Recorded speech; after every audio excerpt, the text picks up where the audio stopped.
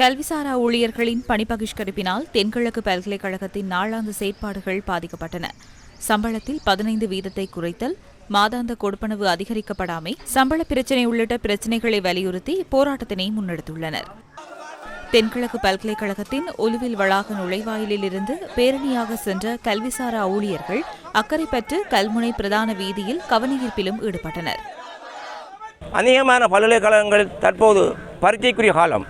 சகல பரீட்சைகளும் பிற்போடப்பட்டுள்ளது. மாணவர்களும் கல்வி நடவடிக்கை பின்னடையப்பட்டுள்ளது. இதை இந்த அரசு எங்களது கோரிக்கைக்கு செவிசாய்த்து எங்களது கோரிக்கைக்குரிய நிவாரணம் உடனடியாக வழங்கப்பட வேண்டும்.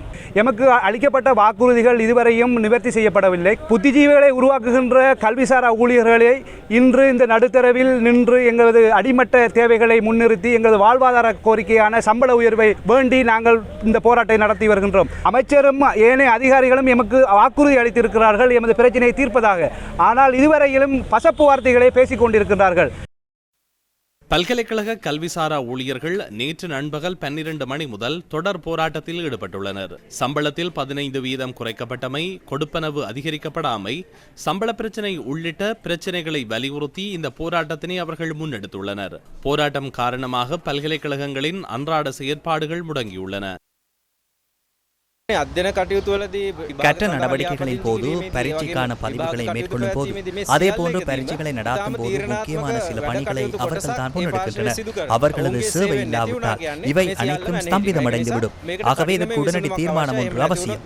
அவ்வாறு இல்லாவிட்டால் இந்த பல்கலைக்கழக மாணவர்களின் கற்றல் செயற்பாடுகள் மேலும் தாமதமடையும். பேராதனை பல்கலைக்கழகத்தின் எவ்வித செயற்பாடுகளும் இன்று முன்னெடுக்கப்படாத நிலையில் இந்த பல்கலைக்கழக முடக்கத்திற்கான முழு பொறுப்பையும் அரசாங்கமும் விடயத்திற்கு பொறுப்பான அமைச்சும் ஏற்க வேண்டும் என தொழிற்சங்கங்கள் வலியுறுத்தியுள்ளன.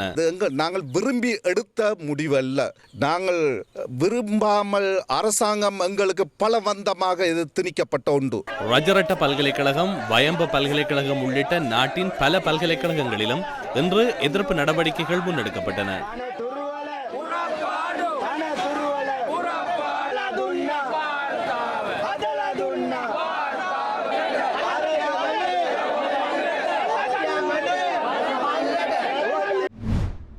பணி பகிஷ்கரிப்பு தொடர்பில் கல்வி அமைச்சர் கருத்து தெரிவித்தார்.